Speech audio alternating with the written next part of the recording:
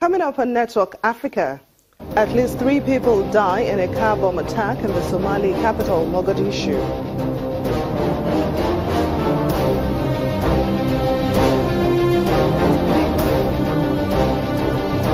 Tanzanian President John Magufuli sacks the head of the state-run electricity company.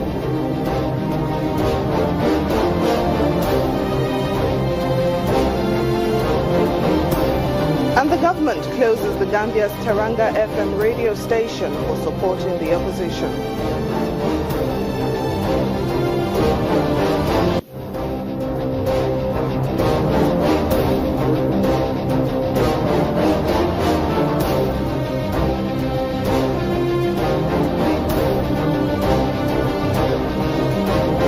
Hello and welcome to the program. I'm Temitope Fagbemi. Let's begin by taking a look at African stories that made headlines during the weekend. Congo's opposition leaders signed a deal with the party of President Joseph Kabila that will require him to step down after elections that must take place before the end of 2017.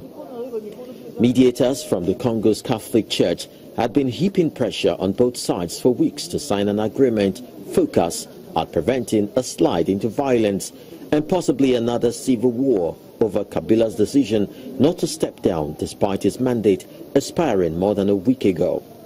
If they stick to it, the agreement will deliver Democratic Republic of Congo's first peaceful transfer of power since independence from Belgium in 1960. The political agreement which the Senko agreed to mediate has the following. 1. The second and final mandate of the President of the Republic, which ended in December 2016, may not be renewed. The head of state will not have a third mandate. 2. However, the President remains in his function until the appointment of a new President-elect. 3. The presidential, legislative and national elections will take place before December 2017. 4. There will be no attempt to revise the constitution during the pre-electoral period, nor during the electoral period. The Electoral Commission says election may not be possible before 2018, and many doubt Kabila really intends to stand down. Several of his supporters have floated the idea of changing the constitution to enable him to run for another term, as other African leaders have done. Elsewhere, the Spanish and Moroccan governments say at least 800 sub-Saharan African migrants tried to cross into Spain's North African enclave of Ceuta from Morocco by storming a border fence, though most were eventually turned back. Dozens of migrants made it to the top of the 6-meter barbed wire fence early on Sunday before being lifted down by cranes. In a statement by the Spanish government, about 1,100 migrants attempted a crossing. Only 2 were allowed into Ceuta to be taken to hospital, while the rest were returned to Morocco. In early December, more than 400 sub-Saharan African migrants managed to force their way over the Ceuta border fence. Secretary General Ban Ki-moon bade farewell to UN staff, urging staff members to never give up and to keep dreaming, to keep believing, and to keep working hard until they achieve progress. During the last 10 years, I have been working as voice of voiceless people, defender of the defenseless people. Decade of service at the helm of the world body, during which Ban's priorities have been to mobilize world leaders around a set of new global challenges, from climate change and economic upheaval to pandemics and increasing pressures involving food, energy and water. In addition, Ban has sought to be a bridge builder, to give voice to the world's poorest and most vulnerable people, and to strengthen the organization itself. At least 3 people have died in Somalia's capital, Mogadishu, after a suicide attacker detonated a car bomb at a checkpoint outside the main base of the African Union peacekeeping force. No group has claimed responsibility for the violence, but Islamist al-Shabaab militants who want to topple the Western-backed government have carried out similar attacks in the past. Officials said the death toll is likely to rise because the bomb was powerful and it had caused damage even to nearby residential buildings. Somalia's capital has seen frequent bomb attacks at hotels and military checkpoints. The attacks have threatened the Horn of Africa nation's attempt to rebuild from at least 2 decades of conflict. Tanzanian President John Magufuli has sacked the head of the state-run electricity company after the firm put up tariff, a move the president says would disrupt his plans to industrialize the East African country. Tanzania's energy regulator on Thursday approved a power tariff hike of 8.53% by the Tanzania Electric Supply Company, TANESCO, less than half of what the utility says it needs to stem losses. President Magufuli's office announced the sacking of TANESCO's managing director, Fletsimi Muramba, in a statement. Hours before the announcement of Muramba's dismissal, the president rescinded the price increase. Since coming into office a year ago, Mr. Magufuli has sacked dozens of public officials as part of an anti-corruption campaign and a new drive to root out government inefficiencies. Now, various African countries weakened last year from Nigeria's naira, which fell as a dollar shortage in the country persisted, to Zambia's kwacha, which dropped because of low copper prices, among other challenges. In Somalia, the central bank is working to mint new currency and replace old, tattered ones that have been used in the country for over 2 decades. From a fall in Zambia's kwacha blamed on halted mining production to a plummet of Nigeria's naira due to a chronic currency shortage, various African countries saw the value of their currencies depreciate last year, threatening economic growth. Nigeria's naira slumped 23% against the dollar in June after the central bank removed its currency peg to alleviate chronic foreign currency shortages, choking growth in Africa's biggest economy. We are going to have different sources of inflow or supply to the market, autonomous sources, the oil companies, the banks themselves, the CBN being the big player, all other sources of currencies that, within this new interbank framework that have been listed as qualified to play within the market. You're going to see a lot of them playing. After decades of economic and political instability, Somalia's central bank governor was getting the country ready to mint its first currency since the 1980s to help rebuild an economy emerging from a history of chaos at the hands of Islamists and clan militias.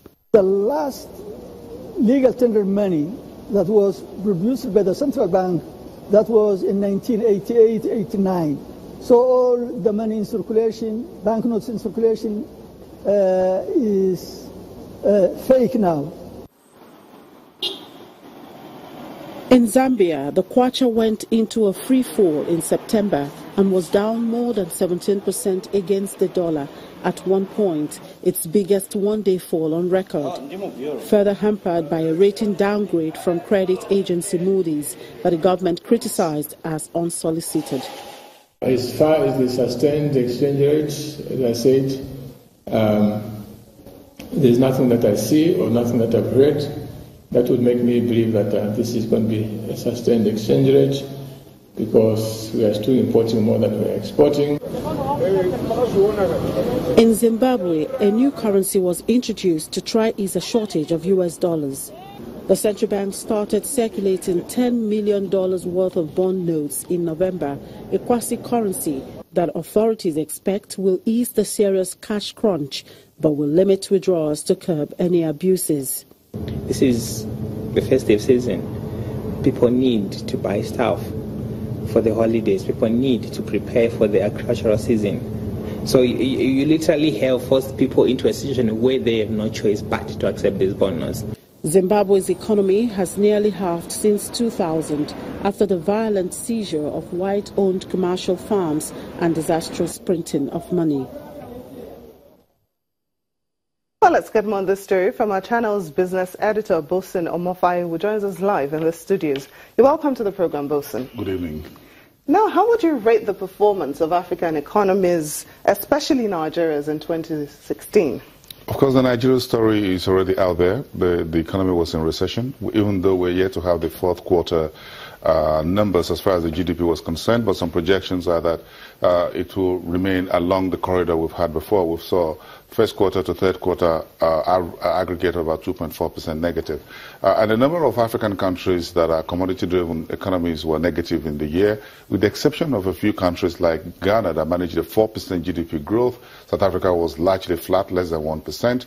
And Kenya, which is the largest to the east, was about 5% to the north. Egypt went through a currency flotation, so the currency was down, but the stock market was the best on the continent in 2016, 76.6%. That's the star performer on the continent. Not even South Africa came anywhere close to what the Egyptian stock market did in 2016. So to a large extent, it was a bit of a mixed bag. The economies that were commodity-backed, like South Africa, because of metal prices, and Nigeria because of crude oil and heavy reliance on oil revenues, were badly hit. Now let's talk about the Nigerian story. Last year, President Buhari assured Nigerians that the recession will soon be over. Can we hold on to that promise? Is Nigeria coming out of the recession in 2017? Well, it's a possibility. It's a possibility that yes, but it's also another possibility that no, depending on what we do, when we do it, how much do we do. Those are the three parameters: when we do it, the size of what we do, and how we do it. The first, what do we do? Do we know what we're doing? Do we have enough tools and instruments to tackle it? Second, are they big enough? The size of the budget has been criticized. That is less than 10% of the GDP. When do we do it, and how rapidly should we spend? This was one of the biggest conversations, or one of the common discussion in 2016, that the new administration, which is going to be 2 years old in this year by May, was not spending enough and was not spending rapidly enough. The policies were not enough and were not coming out as in torrents as they should be. And some of the policies were also said not to be as strong and as forceful as they should be. Saving monies is on one side, getting new investments in is a different thing. It's like someone who's short of blood. Yes, you need to manage the blood he has as a patient in a hospital, but you also need an injection of either, if someone who believes in blood transfusion, yes. If it doesn't, then you need to use what we call volume expanders to expand the blood, to make sure that the size, the amount of the blood in the body has to be at a certain level that is recommended legally for someone to be a living person. So that is where we are right now. We need to cleanse the blood, which is being polluted by corruption, inefficiency in the civil service. We need, therefore, to stimulate that on one side, but we need fresh waters, just like the water cycle is. Once you manage the water you have here, you need rainfall. If it doesn't, then what you have in the pool is going to get drying up, and that's where we are at the moment. So how possible will it be to achieve all what you've just mentioned this year? Well, it takes a lot of, it takes the cabinet, or the Buhari's cabinet, to be able to come together, form a holistic point, and be aggressive. In the last 1 year, 2016 to be more precise, we've seen some consultations with economists, with financial advisors, with people who are financial analysts. I've been able to, as a journalist, I've attended one or two of those in which they've had consultations. But whether the government at the political and governance level are taking on those consultations or those advice, and they are acting on them, moving forward, is something that remains to be seen. And if you believe the word on the street, it's like the government is listening, but it looks like it's not listening enough, or it's not taking the advice that's been given to it. So let's talk about the Naira. The currency fell sharply in 2016, and there was a serious scarcity of forex. Now, some analysts have predicted that the dollar will fall to 600 Naira. That's quite alarming. What are your own predictions? Yes, 600 is alarming. But again, if you look at some predictions about July, August, was that we'll be doing 1,000 Naira by the end of 2016. We never did 1,000. We stopped shy of 500, and 600 will look very alarming. But again, you look at what is the structure that will support us to get better. Some folks are saying, look, perhaps we're going to see a bit of a pullback this year, and we may never cross the 1,000 Naira to a dollar threshold. Well, we all have to work hard to make sure that happens. A lot of initiatives have to take place, and that will have to be in the private sector, on the government side as well. Currency does not work in isolation. We need to earn dollars to improve the value of the Naira and also ramp up our industrial production locally, and that will help. Bosun Omofaye, thank you so much.